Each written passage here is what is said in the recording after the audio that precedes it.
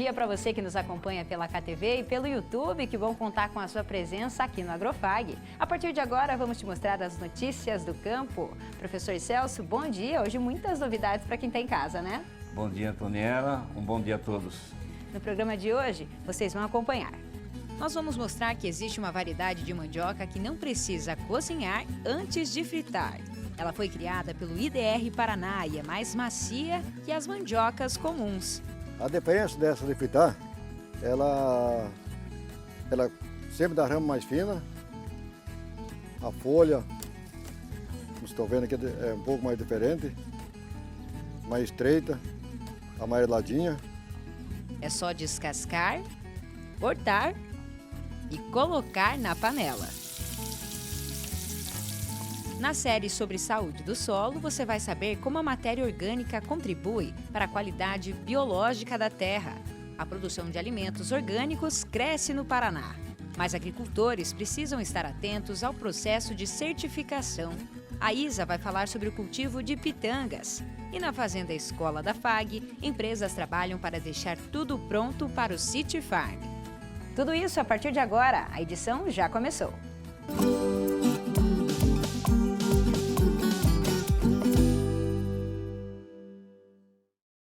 Professor Celso, sempre que a gente mostra aqui no programa reportagens falando sobre o cultivo da mandioca, a repercussão é sempre muito grande, né? Pessoas de todas as regiões do Brasil compartilham com a gente as suas experiências, as formas de cultivo. Com certeza, é um alimento popular, né, e muito explorado pela agricultura familiar, né, Antoniela? Isso mesmo. E o senhor sabia que existe uma variedade que não precisa cozinhar antes de fritar? Esse fato eu desconhecia, querido. Eu acho que a maioria do pessoal também está curioso para saber esse tipo de mandioca, né? Realmente. E a gente foi até a propriedade da dona Hilda e do seu Jair, que são parceiros aqui do Agrofag. Foram eles que comentaram sobre essa variedade, a IPR Upira, desenvolvida pelo IDR Paraná. A dona Hilda até fritou uma porção de mandioca para a equipe. Olha só.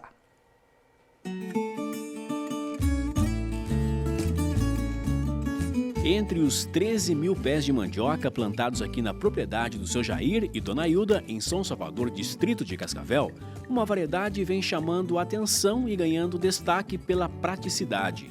Isso porque ela pode ser frita sem antes passar pelo tradicional processo de cozimento.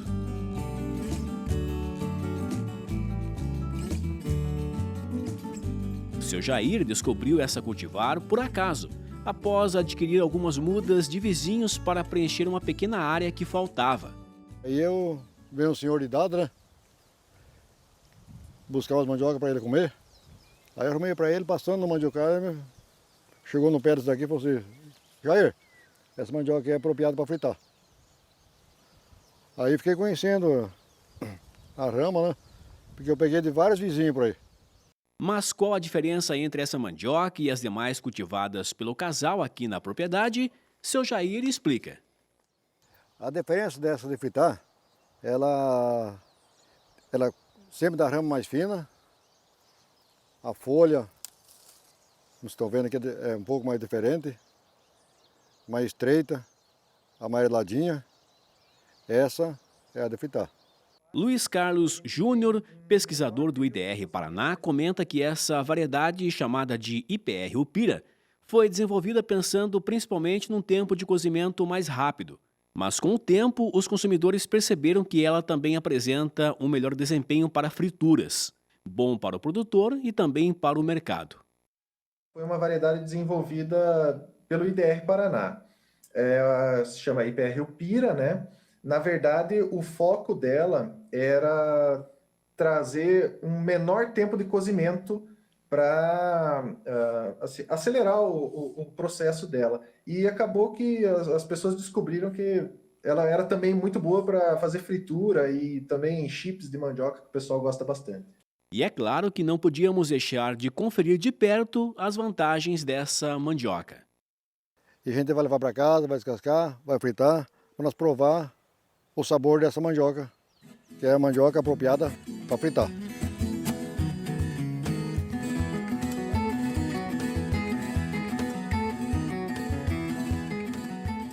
Depois de escolher alguns pés, lavar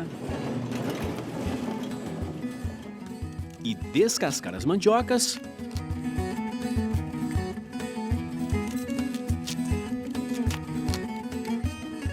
é hora de ir para a cozinha. Dona Hilda, o que a senhora está preparando aqui? Aqui eu vou cortar ela em pedaços. Pedaços assim pequenos, né? Para poder fazer ela frita. Fritar elas.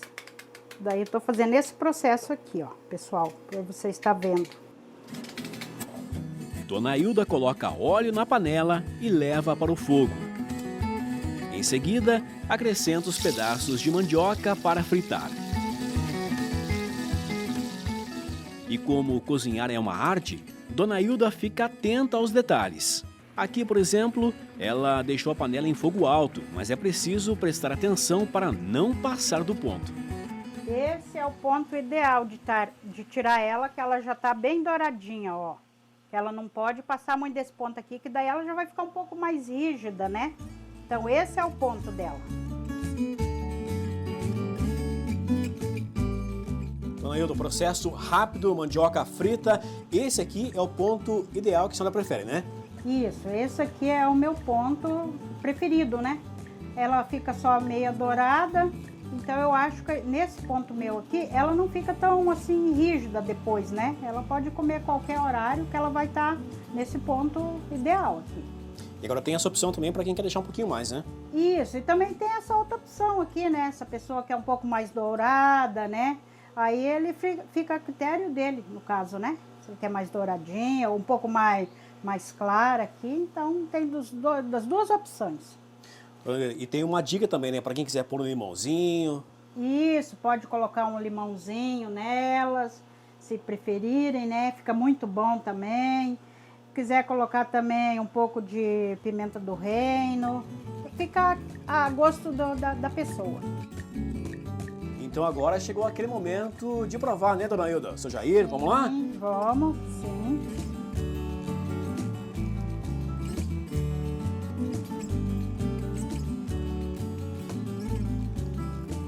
Realmente, ela fica sequinha e saborosa, né? Aham, e crocante. Excelente. Que curioso, né, professor? E parece ser muito saborosa, realmente. Muito curioso e está muito bonito. Eu acho que é saborosa sim. Isso aí. E o assunto agora é a produção de pitangas. Além do consumo in natura, os brasileiros apreciam essa fruta refrescante na forma de sucos, geleias e sobremesas. E é nessa fase do ano, entre outubro e janeiro, o período da principal colheita das pitangas.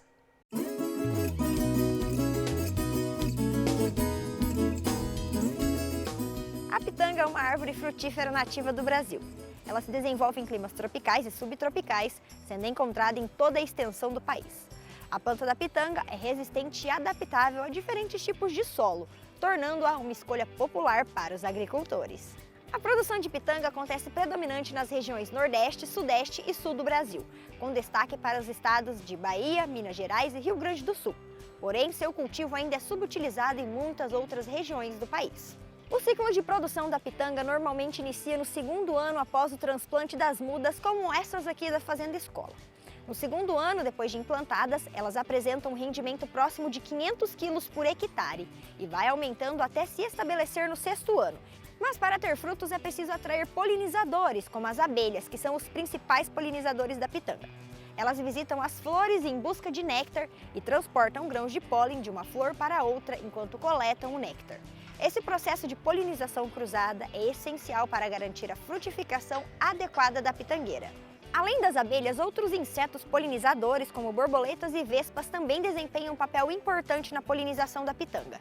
Essa diversidade de polinizadores é fundamental para garantir a estabilidade do ecossistema e a produção sustentável de pitangas.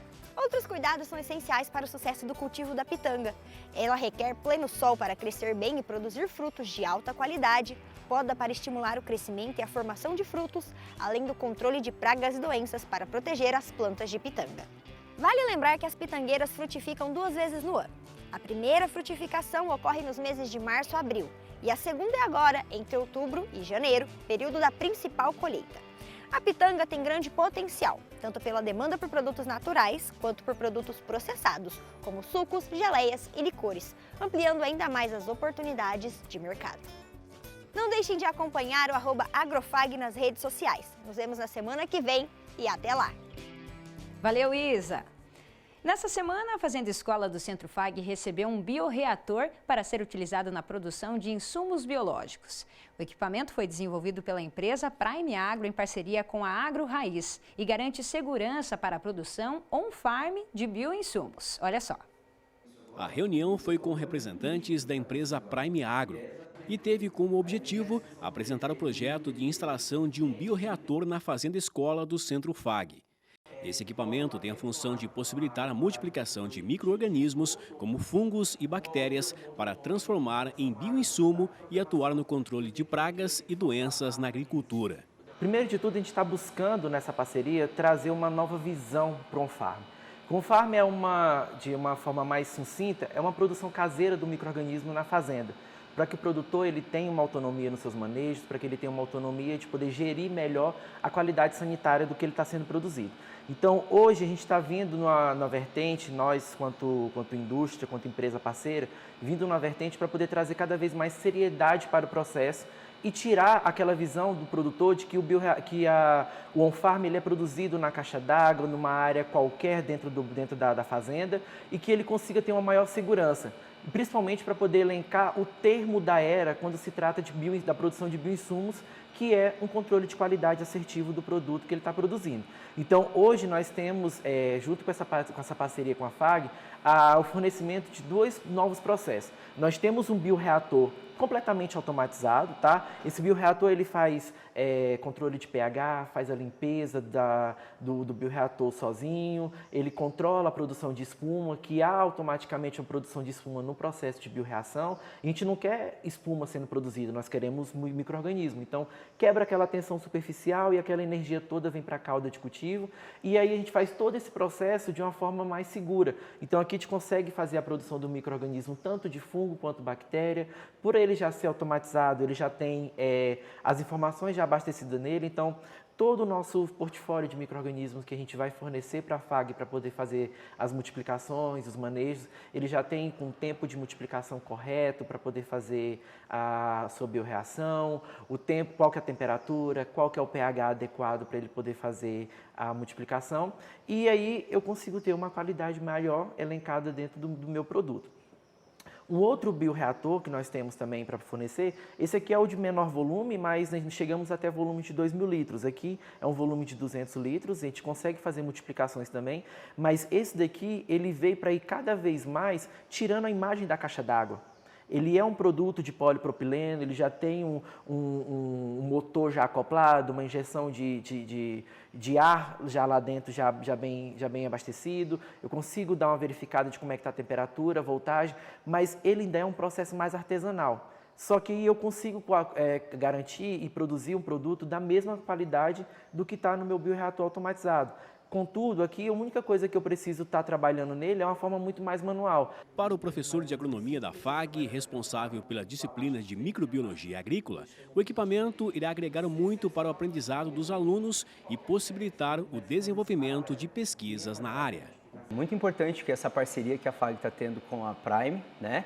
A Prime Agro, ela trouxe para nós esse bioreator de 2.000 litros que será utilizado na produção dos bioinsumos, tanto na fazenda escola, e o nosso aluno de agronomia também vai conseguir então sair de dentro do curso já com acesso a essa tecnologia. Além dessa tecnologia, a gente vai ter também a produção de qualidade, né? E a verificação dessa qualidade vai gerar então dados científicos que vão auxiliar os alunos a entrar dentro da área científica com muito mais poder adiante dessa tecnologia utilizada.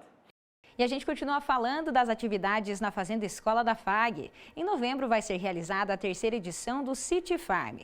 O evento vai reunir empresas que vão apresentar novas tecnologias para os diferentes setores do agro. E os preparativos já começaram. O André é representante comercial da Pionera, uma das empresas que vão participar do City Farm FAG. Esta semana, ele acompanhou de perto os trabalhos na área onde serão expostos os experimentos. A expectativa está bastante grande, estamos preocupados e estamos imbuídos de deixar o campo da melhor maneira possível para que o pessoal que venha participar do do City Farm no dia 24 e 25 de novembro possa aproveitar e possa usufruir do que de melhor de tecnologia que a Pioneer está trazendo para os seus clientes, para os alunos que vão, com certeza, vão ter um aprendizado bastante importante e levar para a sua formação acadêmica, que isso venha contribuir para o seu enriquecimento técnico e num futuro bem próximo possa estar colocando isso em prática na atividade às quais vão estar se formando. Este ano, a Pioneer vai apresentar uma estação com tecnologias para o cultivo do milho. Esse ano o que nós vamos estar trazendo como principais novidades é o nematicida Lumialza, que está entrando em todo o nosso portfólio de milho. A partir desse último verão, agora esse verão 2023, 100% das sementes de milho da Pioneer já estão tratadas com o Lumialza. Então por que isso? É um produto que vai estar agregado dentro da semente. Por que isso? Qual que é o grande objetivo disso? Fazer com que a cultura ela consiga expressar todo o seu potencial produtivo. De que forma? É mantendo ela livre do ataque de insetos, de pragas que venham a tirar o seu potencial. Porque, como já se sabe, nós não conseguimos aumentar o potencial produtivo da cultura. E sim, nós precisamos da condição para que a planta, sim, ela consiga expressar todo o seu potencial. E é isso que nós vamos estar trazendo aqui no próximo City Farm, que estará acontecendo no mês de novembro. Outras empresas parceiras também estão trabalhando em ritmo acelerado para deixar tudo pronto na Fazenda Escola. Aqui nesta área, a Sanovita está fazendo plantio de parcelas de soja para mostrar um comparativo de produtividade. A primeira edição do City Farm foi realizada em 2019 e reuniu um público de 1.500 visitantes. Por causa da pandemia, a segunda edição só foi realizada em 2022, atraindo cerca de 3.000 pessoas. Para este ano, a área destinada ao evento terá 35 mil metros quadrados, com a participação de cerca de 60 empresas e parceiros. A novidade é que serão 2 dias de evento, 24 e 25 de novembro. Outros destaques são para a ampliação dos espaços para o setor da veterinária e a exposição dos produtos da agricultura familiar. Para o Helmut, que é gerente da Fazenda Escola da FAG e um dos responsáveis pela organização do evento, este é o momento em que o City Farm começa a ganhar forma. Então as empresas estão aí, várias empresas já plantaram suas parcelas, já estão organizando a sua parcela, como que vai ser apresentado, então ele começa a tomar forma, né? Com uma antecedência, grande antecedência, né? Que a gente, desde o planejamento, agora essa fase é a fase de execução, vamos falar assim, e depois a apresentação no dia do evento, né? Então, são em torno de 27 empresas aí que vão participar e todas empenhadas aí em fazer o melhor possível para aproveitar bem os 2 dias, né, dia 24 e 25 de novembro. E assim, a expectativa das melhores, porque o evento ele dobrou de tamanho em relação à edição anterior. E a gente sente assim que parte para ser um evento consolidado para nós, né? Assim, que é um evento que envolve a faculdade, a academia, né, os alunos e um público de produtores, né? Então é um evento um pouco diferenciado dos demais que a gente tem. Então a gente procura dar um enfoque mais técnico também, a gente chama as empresas para falar um pouco mais tecnicamente sobre os seus produtos, falam de forma comercial também, mas como tem muitos alunos que estão nessa fase de pegar todo esse conhecimento, então é dado um enfoque mais técnico. Mas já fica aberto aí o nosso convite para quem estiver aí nos ouvindo, né, que com certeza vai ser um evento muito bem organizado e com uma boa participação, tanto das empresas quanto do público em geral. Então, como a gente acompanhou, né, professor, grandes expectativas e a organização já começou com as empresas montando, né, toda a estrutura. A organização já começou, né? É importante também já dizer que serão 2 dias, né? O primeiro dia será exclusivo das empresas, né, que vai poder trazer seus convidados, fazer suas demonstrações, né? E o segundo dia vai ser os acadêmicos e aberto ao público, principalmente aqui da nossa região, né? E é importante, né? Porque, veja bem, todo evento ele vai trazendo novidades e as empresas estão aí ávidas, né, de mostrar essas novidades aos acadêmicos e ao pessoal da região que vier nos visitar. Muito bem. Acompanhe agora como fecharam os preços dos grãos essa semana. A saca da soja em Cascavel fechou a semana em R$ 125,00. A saca do milho, R$ 44,50 e a saca do trigo, R$ 52,00. No próximo bloco, cultivo de alimentos orgânicos. A atividade cresce no Paraná e pode agregar até 30% no valor na hora da venda. No estúdio, vamos falar sobre o passo a passo para conseguir o certificado de comercialização dos produtos. É daqui a pouco.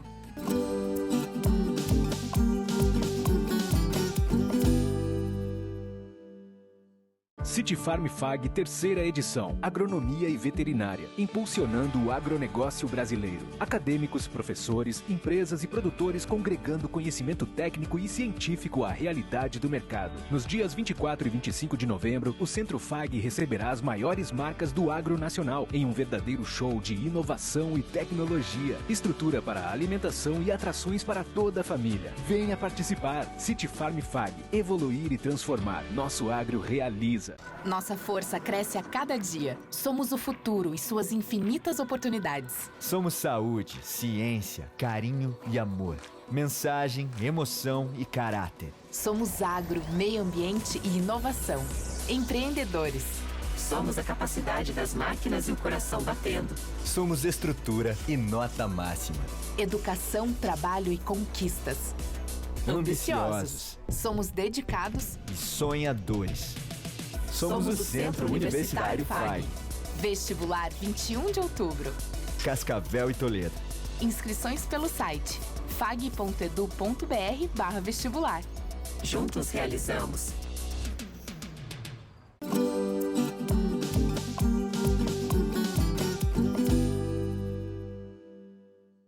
A área de cultivo com alimentos orgânicos está aumentando no Paraná e hoje o estado já é o maior produtor do Brasil. Uma das vantagens da atividade é que esses produtos têm valor agregado, gerando mais renda para os agricultores e também um mercado garantido, que são os programas de aquisição de alimentos dos governos municipal e estadual. Mas para comercializar esse tipo de produto é necessário uma certificação que exige o cumprimento de uma série de normas. Foi de volta para o sítio dos pais que a Adriana decidiu que o cultivo de hortaliças seria uma prioridade. As atividades no campo já faziam parte da rotina desde a infância, mas por um tempo ela acompanhou o marido na cidade e não teve jeito. Há 3 anos retornou para a terra aqui no reassentamento São Francisco. Foi quando teve a ideia de preparar uma horta especializada no cultivo de orgânicos. Nos canteiros tem alface, beterraba, repolho, temperos. O manejo desses alimentos é totalmente livre de agroquímicos e é preciso evitar que os insumos usados nas propriedades vizinhas cheguem até a produção. Por isso, barreiras naturais foram construídas. Já para controlar pragas e doenças, a família usa inseticidas naturais e planta culturas alternativas. Quando faz o cuidado com as plantas, a gente precisou plantar, por exemplo, a mamona, que a gente chama aqui no sítio como se fosse um inso, né? É uma praga que a gente não deixa vir, mas ela é boa para o orgânico, porque ela é um inseticida. Então é uma coisa que a gente começou a plantar no sítio, a mamona, para poder usar como inseticida, para poder moer ela lá, passar ela no forrageiro e faz também a cobertura do solo. Então ela serve para várias coisas, né? Outras técnicas também são usadas para trazer mais produtividade, como o preparo da adubação natural e a palhada nos canteiros. Quando você faz essa cobertura, ela protege, porque o sol, quando ele é muito quente, ou o vento, assim, ele resseca muito a terra. E quando a gente coloca essa cobertura, ela fica numa proteção, ela segura a umidade.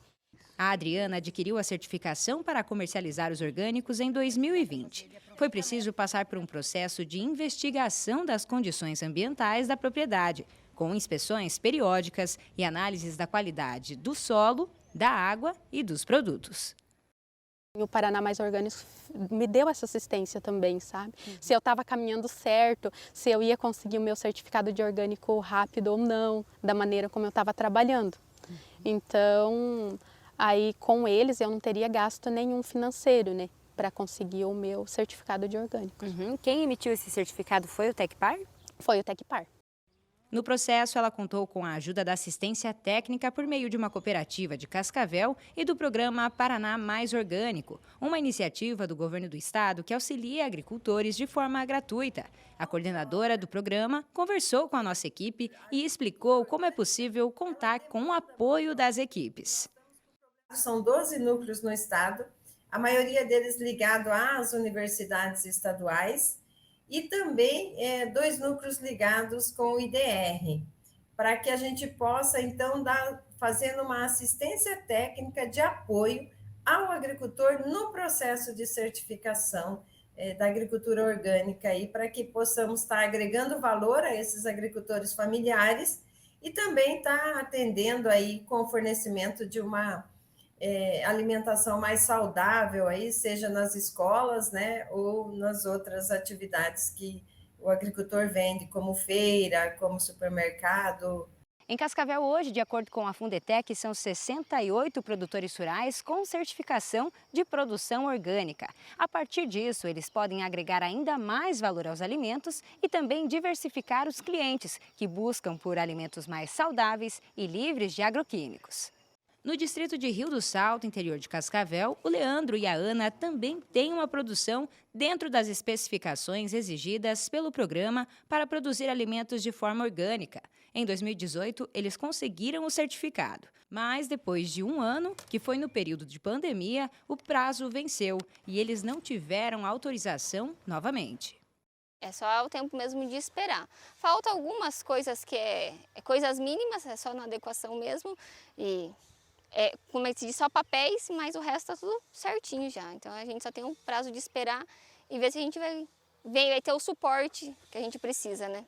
Agora o momento é de adaptação na propriedade, com o intuito de abrir portas para mais oportunidades para a entrega. Para abrir novas portas, né? Porque com o certificado a gente pode estar vendendo orgânico mesmo, né? Que nem agora eu vendo a produção minha orgânica, mas como eu não tenho certificado, eu não posso dizer que é uma produção orgânica. Em si o produto é o mesmo, mas por não ter o certificado, eu não posso vender como orgânico. Então, se for para me vender para uma empresa que vai revender, eu não posso estar vendendo como orgânico. Eu só posso vender como produtos livres de produtos químicos, né? E aqui no estúdio a gente continua falando sobre a produção de orgânicos e como adquirir a certificação. E para isso, a gente recebe a Erivan Marreiros, que é professora aqui do Centro FAG, também extensionista do IDR Paraná. Seja bem-vindo, Marreiros, mais uma vez. Muito obrigado, satisfação estar sempre aqui com vocês. Que bom. E também Antônio Barater, diretor de inovação da SEAGRA aqui de Cascavel. Seja bem-vindo, seu Barater. Eu que agradeço o convite. Muito bem.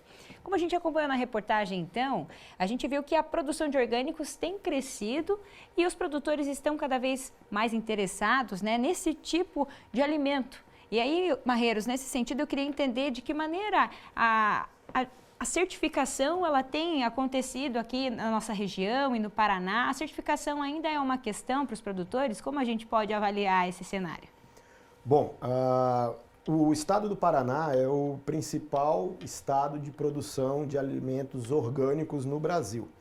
Entretanto, a região que mais maciçamente conseguiu alavancar esse segmento é a região metropolitana de Curitiba, né? Temos também um pouco ali no norte do Paraná. E aqui no oeste nós estamos ainda em fase de expansão e conhecimento por parte tanto dos produtores como da população deste segmento que é importantíssimo e que está ao alcance de todo e qualquer produtor rural. Uma pergunta para o Marreiros, já começou aí, né? Marreiros, explica rapidamente, né? O que é um produto orgânico e como está a comercialização ou a produção na nossa região? Boa pergunta. A gente tem um sistema de produção convencional, onde o produtor adquire sementes, mudas, fertilizantes e principalmente os defensivos agrícolas de toda e qualquer categoria recomendada para aquela cultura. Portanto, podemos ter alimentos que foram tratados com produtos tóxicos. Principalmente se usados em quantidades inadequadas e para espécies que não são recomendadas. Intervalo de aplicações menor do que o recomendado e principalmente colheita antes da hora recomendada.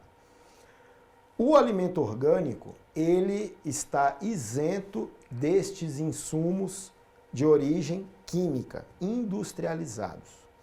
Então, tanto os fertilizantes, os adubos, são produtos de origem natural, que não poluem o meio ambiente, nem na sua fabricação, nem na sua utilização nas áreas, e principalmente o controle das pragas e doenças, que é feito com produtos biológicos, alternativos, produtos naturais, muitas vezes até produzidos dentro da propriedade, né, que são os bioinsumos, mas que deixam esse alimento totalmente isento de contaminações, tanto ambientais na produção dos insumos, como na qualidade final. E principalmente a saúde de quem produz e de quem consome esse alimento. Só um parênteses, não confundamos o alimento orgânico com o hidropônico, que muitas vezes as pessoas relatam que fizeram uma certa confusão. Ou natural. Ou natural, né? O alimento hidropônico é aquele cultivado sem solo, em ambientes artificiais, mas não necessariamente ele é orgânico. E temos também o alimento, digamos, agroecológico, que é produzido com extrema responsabilidade, muitas vezes isento de agrotóxicos, mas que usou-se um ou outro fertilizante de origem química que não polui agressivamente e nem tampouco é um produto tóxico, mas que não o enquadra como orgânico. Correto. E a gente tem mercado para isso, né, Barater? Você que trabalha com essa questão aqui no nosso município e também entende os dados a nível de estado e Brasil, a gente tem, né, muito espaço para a venda desse tipo de alimento. Uma boa parte da produção de orgânico não fica no Brasil, vai para fora do Brasil. Por quê? Porque ainda falta uma visão social da importância do produto orgânico. E também não há tantas políticas públicas para auxiliar o pequeno produtor. Porque o pequeno produtor de orgânico, ele tem suas desconfianças. Porque muitas vezes vão, incentivo, depois meio que abandonam. Ele também quer ter um lucro rápido, tem que ter uma espera. Então, o processo não é simples. Como é que a gente tem que fazer? Tem que fazer um projeto pedagógico. Conversar com o gerente de mercado, criar uma cooperativa que possa abraçá-los, eles terem a consciência que precisa fazer o que tem que ser feito. O IDR é muito importante nesse projeto, eles têm técnico, tá aqui, né? Então, é uma coisa que abarca todo um projeto, mas o seu município, seu estado não estiver presente, é muito difícil. Porque um produtor orgânico, para chegar, colocar um produto que é orgânico, leva em torno de 3 anos. Aqui nós temos na nossa região a Unioeste, que tem o Paraná mais orgânico através de Rondon. Aí depois nós temos o Tecpar. Então é todo um procedimento, tu tem que estar cuidando da água, você tem que fazer um processo para não... Se o vizinho plantar soja, tem que ter uma barreira. Então, não é tão simples. E essa mas para a saúde é muito bom. Com certeza. E todos esses requisitos que o senhor está citando aí, eles são muito bem pontuados para que o produtor tenha acesso a essa certificação, né, Marreiros? E hoje a gente vê um trabalho muito importante da assistência técnica nesse sentido. Como que o produtor tem visto essas dificuldades para conseguir a certificação? Quais são hoje as principais dúvidas realmente que os produtores que chegam até vocês têm? Bom, a gente tem, digamos assim, 2 grupos de produtores. Aquele que vem até nós, que tem vontade de iniciar nesse segmento já como produtor orgânico. Isso, por um lado, facilita, porque o produtor já vai começar a aprender a trabalhar com aquela cultura, com aquela espécie, todos os tratos culturais dentro do sistema orgânico. Isso facilita. Por outro lado, a inexperiência com a atividade é ainda também algo que precisa ser olhado também, né, com mais cuidado. E temos o produtor que já tem experiência com o sistema convencional e pretende fazer o que a gente chama de transição para o sistema de produção orgânica. Isso muitas vezes tem como principal dificuldade os hábitos de como se produzir no sistema convencional, que já vem muitas vezes de anos, de décadas de experiência nesse sistema. Então, o produtor já tem muitas vezes as suas crenças, já tem a sua experiência do que funcionou ou não funcionou, e o nosso trabalho é mostrar que já é comprovado, inclusive aqui na nossa região, por produtores assistidos por nós, que é viável, tanto do ponto de vista técnico quanto econômico, né?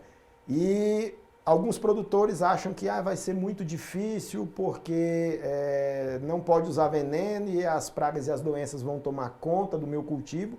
Isso não é verdade. Se o trabalho for feito de uma forma consolidada desde o início do ciclo, é perfeitamente possível e viável fazer esse trabalho. Na verdade, você tem que auferir lucro para eles criando mecanismos. Então, por exemplo, merenda escolar. Então, você cria um mecanismo onde eles têm uma oportunidade de venda do produto. Você vai agora criar um mercado municipal. O ano que vem, ele vai estar lá. Este ano ainda vai acontecer a feira do pequeno produtor. E você tem uma cooperativa que está se organizando para comprar todo o excedente do produtor orgânico. Então é um processo que vem com calma, devagarzinho, mas ele precisa sentir que ele tem o apoio. O orgânico ele vai alavancar, vai ser um sucesso, mas ele tem que ter uma credibilidade. Como fazer o público ter essa credibilidade no orgânico? Acredito que duas certificação seria um deles? Estratégias que são muito importantes. A primeira, como eu falei, é popularizar o alimento orgânico dentro da propriedade, fazer com que os produtores tenham interesse em fazer essa transição para o sistema orgânico, porque vai conseguir ter preço e produtividade competitiva, mas também popularizar para o consumidor. Com um maior número de produtores orgânicos produzindo bem, a gente vai ter produtos com preços bem mais acessíveis e bem similares, se não equiparados aos dos alimentos convencionais, né? Então essa seria a primeira estratégia. A segunda estratégia, acredito que é a popularização dos selos certificadores, para que a população, ao ver que aquele produto tem a certificação, que ele já viu aquele selo, né? Hoje nós temos algumas certificadoras atuando aqui no estado do Paraná, mas que isso seja imediato. Ele olhe e diga, esse alimento é orgânico, é mais saudável e eu vou levar porque o preço cabe no meu bolso. Então, acho que esse é o início desse nosso trabalho, né? Para que a gente possa fazer esse alimento chegar de forma acessível a todas as camadas da sociedade. Muito bem. Pessoal, muito obrigada pela participação de vocês aqui com a gente e até uma próxima oportunidade. Obrigada aí por esclarecerem essas questões tão importantes aí da produção de orgânicos. Até a próxima. Até a próxima. Obrigado pelo convite. Eu agradeço e o produtor que tiver interesse, né, em migrar, é só procurar o escritório do IDR Paraná, que nós estamos à disposição para atendê-los e iniciar esse trabalho. Muito bem. E agora vamos conferir como fica a previsão do tempo para os próximos dias aqui na região.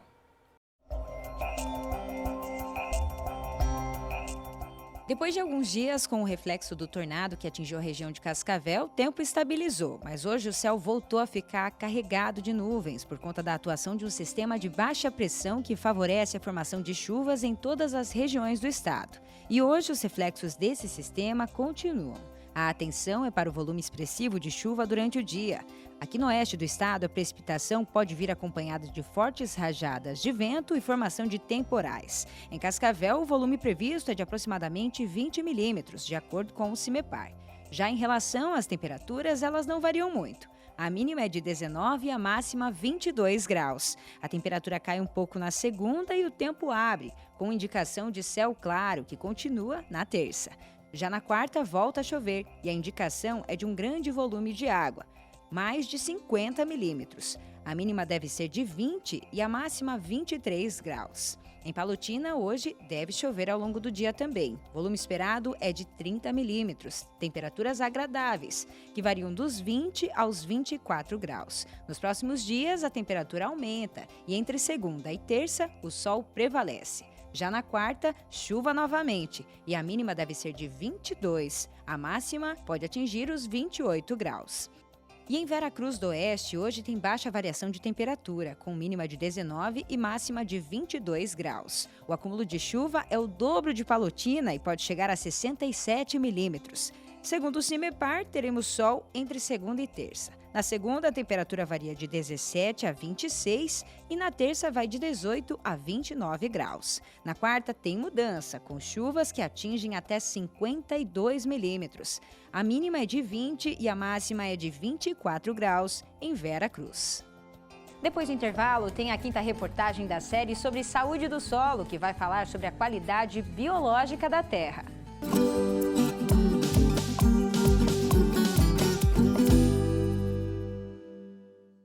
Nossa força cresce a cada dia. Somos o futuro e suas infinitas oportunidades. Somos saúde, ciência, carinho e amor.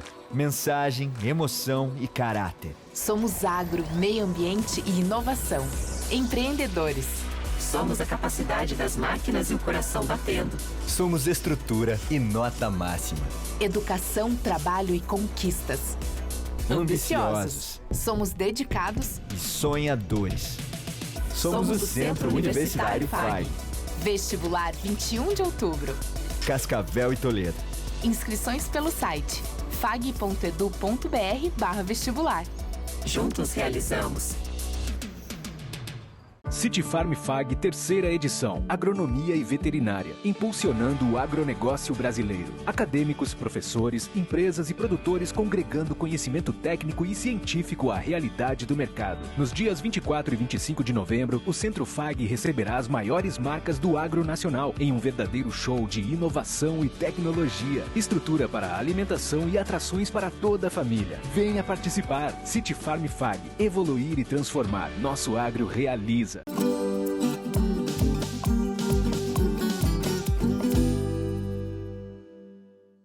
Está na hora de conferir mais um episódio da série Saúde do Solo. Hoje o engenheiro agrônomo Ismael Lopes vai explicar como a quantidade de matéria orgânica no solo aumenta a concentração de carbono e contribui para a qualidade biológica da terra. Olha só.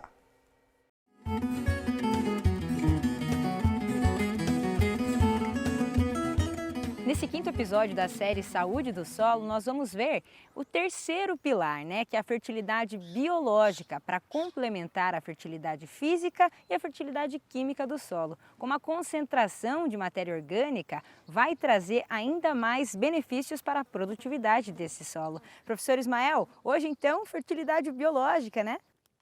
Isso, hoje nós vamos trabalhar um pouco a questão da fertilidade biológica, de que maneira que a fertilidade biológica ela vai contribuir na fertilidade química, como nós já conversamos, e também na fertilidade física estruturando esse solo. O que nós temos ou o que nós buscamos chegar? Uma estabilidade produtiva, né? Então, manter pelo menos 10 sacas a mais, né, de produtividade das culturas de interesse, quando eu aumento a minha matéria orgânica em 1%. E como que isso acontece? Qual que é esse papel da matéria orgânica? A gente tem falado bastante na questão de cobertura vivo-morta, na adição de biomassa no sistema. Começando, por exemplo, na questão da palhada. Como que essa palhada vai contribuir, então, para a parte biológica? A palhada, ela é rica em carbono, mais de 40% disso aqui é carbono. Tá, mas e o restante para chegar aos 100%? O restante são nutrientes. Veja bem, nutrientes como nitrogênio, né? 20% de nitrogênio, 15% de nitrogênio, quanto que representa isso? Se eu tiver, então, 10 toneladas de biomassa, na minha área, eu estou dizendo que eu tenho pelo menos aí 2 toneladas de nitrogênio. Nitrogênio é para mim um nutriente.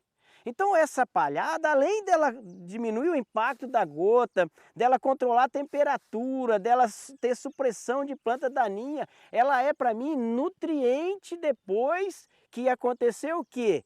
A mineralização. Então dessa forma que ela está aqui, grosseiro na forma de biomassa, ela está protegendo o meu solo, mas a hora que eu tenho a ação dos micro-organismos decompositores que vão fazer a quebra e a mineralização dessa parte orgânica, vai transformar então o que eu tenho aqui em nitrogênio que vai ser absorvido pelas plantas. Então nada mais é aqui que a gente tem que pensar contribuindo, essa palhada contribuindo para a minha fertilidade química. Isso é nutriente, converte em nutriente, vai corrigir o meu perfil em termos de nutriente. Vai liberar de forma fracionada e lento pela decomposição. Então eu preciso colocar, né, algum biológico aqui? Não, na verdade eu preciso colocar comida, que é a biomassa, para eu ativar biologicamente o meu solo. A partir do momento em que eu tiver essa biomassa, ele vai servir de alimento para os micro-organismos. Agora, em termos de fração, e que a gente sempre comenta, né, é a parte aérea, biomassa da parte aérea, mas a parte de biomassa também das raízes. E aqui é importante que a gente coloque também a questão de ativação biológica, tanto na superfície quanto no interior desse solo, na parte, né, embaixo desse solo. E se a gente pensar, a pergunta é, quanto por cento que eu tenho de contribuição da palhada na produtividade da minha cultura seguinte? E quantos por cento que eu tenho de contribuição das raízes na cultura seguinte? Se a gente separar isso aí, né, o que a gente vê é que a palhada ela vai contribuir em 30% na produtividade da cultura seguinte. E aqui as raízes elas vão contribuir em 70% da produtividade. Por que isso, pessoal? Isso está relacionado ao carbono no solo. Quando a gente fala em matéria orgânica, então toda essa matéria orgânica que está na superfície, 40% é carbono. E qual que é a importância desse carbono? Ele vai estruturar esse nosso solo, vai deixar o solo poroso, vai infiltrar. Mas e na química? Além da física, e na química, como que esse carbono contribui para nós na química? Ele contribui com uma tal de CTC. A CTC é a capacidade de troca de cátions. O que é isso? Traduzindo isso, quer dizer assim, ó, eu vou ter os nutrientes que eu vou colocar de adubação, eu vou ter a decomposição dessa palhada, esse nutriente vem, ele pode estar de 2 formas no meu solo. Uma das formas é em solução dissolvido na água, que vai descer através da infiltração. Outra é ligado às partículas de solo, que são as argilas. Só que a argila nossa de origem mineral, ela é pouco reativa, porque ela tem uma formação lá da decomposição das rochas para formar o nosso solo, ela é pouco reativa. A CTC dos nossos solos está diretamente ligada à matéria orgânica, a esse carbono que nós estamos colocando no nosso solo. Então esse carbono é que vai ser o promotor de estabilidade produtiva nos nossos solos. Se eu aumentar então em 1% da matéria orgânica do meu solo, eu vou ter estabilidade produtiva de pelo menos 10 sacas em anos, inclusive, que eu tenho déficit hídrico ou que a safra não seja tão favorável. Né? Esse é o princípio. Mas a pergunta seguinte é, como é que eu coloco o carbono? Bom, isso nós já respondemos, que é a adição de biomassa. Então essa premissa que nós temos de rotação, de manter essa cobertura viva ou morta, quando eu faço um planejamento desse meu sistema, eu posso adicionar esse carbono, essa matéria orgânica no meu solo. E isso vai contribuir para o meu sistema produtivo. E professor Ismael, nesse sentido, quando você traz essa aquisição de 1% de matéria orgânica nesse solo, isso demora muitos anos para acontecer. Mas quando existe esse revolvimento do solo, né, com o uso de maquinários ou com o uso de alguma outra estrutura, isso se perde. Explica para a gente de que forma isso acontece. Veja bem, então vamos pensar nas premissas, né? A primeira premissa que a gente coloca em termos de conservação de solo e de água é o mínimo revolvimento do solo. Vamos pensar, vamos fazer um exercício prático. Imagine você, eu colocando 10 toneladas de biomassa em um sistema, né, de palhada nessa minha área. Com isso, eu vou ter uma adição aproximadamente de 400 a 500 quilos, né, de carbono no meu solo. O que seria esse 1%? O que seria esse 1%? Seria para nós, nessas características do nosso solo, cerca de 14 a 15 toneladas desse carbono. Então vamos dizer, eu vou demorar, dependendo da adição que eu tenho de biomassa ou de carbono, a qualidade dessa biomassa, mas eu vou levar pelo menos aí 13, 15 anos para eu adicionar 1%. Então não é tão simples assim, né? Eu preciso de um planejamento das culturas. Agora, se eu fizer preparo de solo, em um ano que eu acumulei, né, com 10 toneladas que eu acumulei essa biomassa, esse carbono, né, essa matéria orgânica no meu solo, só o fato de eu fazer o preparo do solo utilizando uma grade na superfície que ela vai revolver aí cerca de 15 centímetros, eu já perdi, ou seja, eu acelerei essa decomposição e esse carbono pela ativação, o que acontece? Eu acelero essa decomposição, o preparo do solo ele injeta um monte de oxigênio no meu solo pelo preparo e aí eu acelero a decomposição e eu acabo perdendo um monte de CO2 para a atmosfera na forma. Esse carbono vai sair na forma de CO2 para a atmosfera. Vai devolver para a atmosfera. Vai devolver para a atmosfera. Então eu vou acelerar esse ciclo. Então o preparo do solo, se vocês observarem, o preparo do solo é uma das premissas do mínimo revolvimento, ou seja, é a primeira que eu tenho. Então ela é extremamente danosa para o sistema. Eu estou trabalhando um ano todo e aí por 15 minutos, meia hora que eu faço esse preparo do solo, eu perdi todo esse ano. E você colocando essa matéria orgânica, esse carbono, você está dando vida para os micro-organismos que estão aí, né? Que hoje está em moda, né? Bioinsumos, micro-organismos, quer dizer, você vai ativar a vida do teu solo, né? Então, professor, aqui é bem importante essa pergunta e a gente pode discorrer um monte aqui, né, sobre isso aí. Veja bem, um solo desprotegido, preparado, não vai eu adiantar nada. Veja bem, colocar esse bioinsumo. Eu preciso criar esse ambiente favorável, porque a hora que eu trabalho com vida, que eu falo que é bio, eu estou colocando um micro-organismo, então eu preciso ter condição favorável para ele. Qual que é a condição favorável? É esse ambiente ter temperatura adequada para ele, comida, alimento para ele. O que é o ativador? Vamos pensar, o que é o ativador de vida no meu solo? É essa palhada, essa matéria orgânica que eu deixo. Isso é o alimento do micro-organismo. É que às vezes o agricultor ele recebe algumas informações, olha, vamos colocar um enraizador, vamos fazer uma adubação aminoácido, mas ele não corrigiu isso que você está falando, quer dizer, ele está fazendo um paliativo lá na frente, ele não está pondo vida no solo, ele está pondo vida naquele momento para a planta, né? Mas o solo dele está ficando para trás, né? A vida do solo dele. Ótima colocação. A gente tem uma preocupação e essa preocupação nossa ela é muito imediatista, exatamente.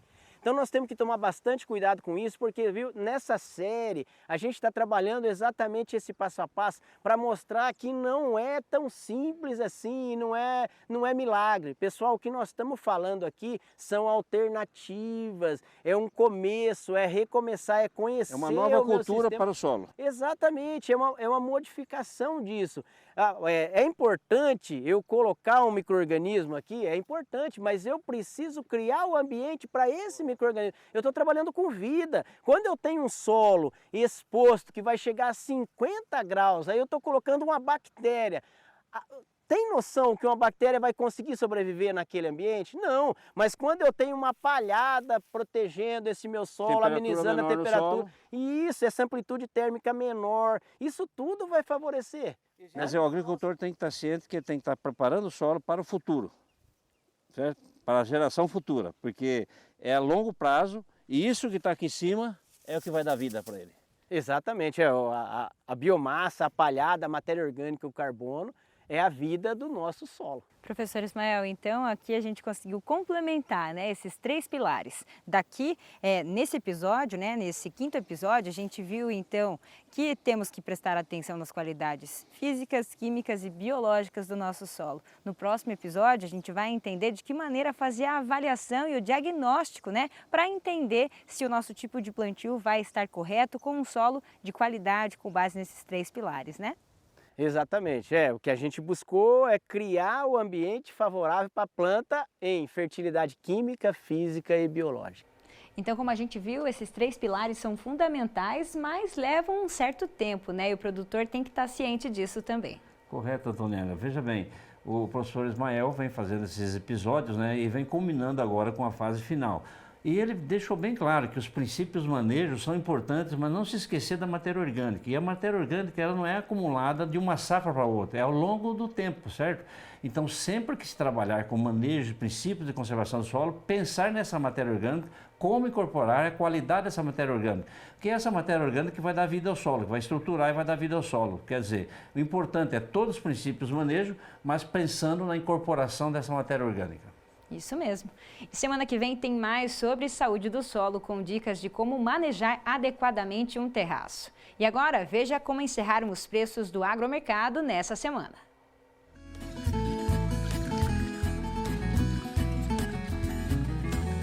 A arroba do boi gordo em Cascavel, R$ 218,00. O quilo do suíno, R$ 6,08. E o quilo do frango, R$ 4,09. Chegando ao fim do programa e agora é o momento da gente conferir as nossas redes sociais. E eu deixo um convite para você que ainda não está inscrito no nosso canal no YouTube. Essa aqui é a nossa página inicial e você pode conhecer aqui o nosso programa, né? Vem todas as reportagens que a gente já exibiu aqui e também as edições na íntegra. Você pode assistir no nosso canal, tudo em um só lugar, a hora que você quiser assistir, né? Facinho, facinho de colocar os dedinhos e manusear aí. Muito bem, muito bem. E aí também temos os nossos videocasts especiais. A gente tem produzido vários videocasts com as empresas parceiras do City Farm e está tudo disponível na playlist Agrocast FAG. Eu também faço o convite para você nos acompanhar nas nossas redes sociais, @agrofag. Estamos no Instagram, TikTok, Facebook. E para você que quer mandar a sua sugestão de reportagem, é só mandar um oi no nosso WhatsApp. Anota aí o número que está na tela, 4533213970. Vamos conferir agora algumas indicações de cursos e eventos para os próximos dias? Dá uma olhada então. Vamos começar falando do curso de Inteligência Artificial no Campo. É um curso aí promovido pelo Senar, 100% online, gratuito e com certificado. Mais informações por meio do QR Code que está na tela e você pode saber mais então dessa fase da inteligência artificial que é tão importante, tão falada nesse momento, principalmente na agricultura também, né, professor? Muito importante. Alternativas alimentares na avicultura caipira. É um curso que apresenta opções de ingredientes alimentares aí para os aviários, né, para a cultura aí de quem tem essa atividade. E aí tem certificado, é 100% online e gratuito, são 7 dias de duração. Sua matrícula pode ser feita através desse QR Code. Além deles, criação de peixes e camarões pela tecnologia de bioflocos. Saiba como utilizar o sistema de bioflocos para criar peixes e camarões de forma mais sustentável. Mesma coisa do que os outros cursos, 100% online, com certificado e de forma gratuita. 30 dias de duração para você que fizer sua inscrição e o prazo para você continuar nesse curso. Temos também cursos da Embrapa, apicultura para iniciantes, 20 horas é a carga horária, é gratuito. E também o curso Fundamentos e Práticas de Conservação do Solo e Água. A gente tem falado tanto na série, né, Saúde do Solo, a importância desses fundamentos. É muito bacana ter mais informação sobre esse assunto, né? A diversificação das redes sociais aí sobre isso aí é importantíssimo. Muito bem. Temos também, na próxima semana, datas muito especiais. No dia 12, comemoramos várias datas importantes. Uma delas é o dia de Nossa Senhora Aparecida, né, professor? Temos também o dia do engenheiro agrônomo, dia das crianças. E a gente começa falando dessa festa tradicional da Catedral de Cascavel, que é o dia de Nossa Senhora Aparecida, né? Essa grande festa. O horário de funcionamento, então, durante a semana, das 6 da tarde até as 10 da noite, sábado, domingo e também na quinta-feira, das 10 da manhã até as 10h30 da noite. Então, muito tempo aí para você aproveitar com a sua família aquele pão de Nossa Senhora, que é uma beleza. Já é tradicional, né? A Festa das Nações, né? Que eles chamam, né? Isso mesmo, Festa das Nações. E também falamos aí do Dia do Engenheiro Agrônomo. Essa vai ser uma semana com algumas palestras lá na AREAC, Associação Regional dos Engenheiros Agrônomos de Cascavel. E essa edição é especial porque eles vão trazer pesquisadores que eles tiveram um intercâmbio com a Universidade do Kansas, o maior produtor de trigo dos Estados Unidos e a única universidade do mundo que conta com um departamento exclusivo de processamento de grãos desde 1906. Então, profissionais renomados que vão vir da Universidade do Kansas para participar desse ciclo de palestras. Olha só, dia 9, a partir das 7 horas da noite, tem produção e moagem de trigo no Kansas, algumas experiências aí que o Carlos Campabadal vai compartilhar com o público. E também no dia 11, comercialização mundial de soja, mudanças a caminho. Estamos preparados? Com Flávio Lázari, Silvia Coelho e também Graziele Tomasi, grandes profissionais. Estão abertas as inscrições para você que é estudante do 9º ano. Não dá para perder tempo, você tem que se inscrever no CEP Agroinovação daqui de Cascavel. As inscrições vão até o dia 20 desse mês, é o curso técnico em agropecuária, né? Então, nesse CEP que a gente já conhece, colégio, né, a Escola da Agroinovação aqui de Cascavel. Temos um recado. Olá pessoal, tudo bem? Eu sou o Ricardo, pedagogo do Colégio Agrícola de Cascavel. Eu estou convidando vocês para fazer nossas inscrições até dia 20. Lembre-se, tem que ser aluno egresso do 9º ano que gostaria de começar um curso técnico em agropecuária para o ensino médio. São 3 anos de ensino médio e já sai certificado e profissionalizante na área de técnico agropecuário. Mas está acabando. Não esqueça, até dia 20, agora desse mês de outubro, encerra a nossa pré-inscrição. Não é as matrículas, é a pré-inscrição. Dê uma olhadinha no nosso site, em todo o edital, e confere quais os documentos que você deve anexar, tá bom? Eu aguardo a sua inscrição e logo a gente começa a entrar em contato com a família para marcar a nossa entrevista. Até mais! Ótimo, Ricardo. Obrigada pelo recado aí. Então, fica o convite para você que quer fazer a sua inscrição lá no Colégio da Agroinovação.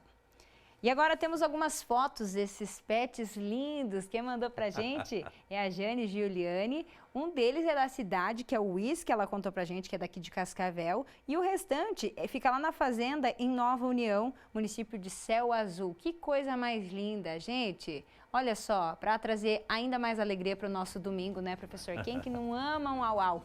Pet! Muito bem, obrigada, Jane, pelas fotos. Professor Celso, a gente se vê no domingo que vem. Uma ótima semana para o senhor e até mais.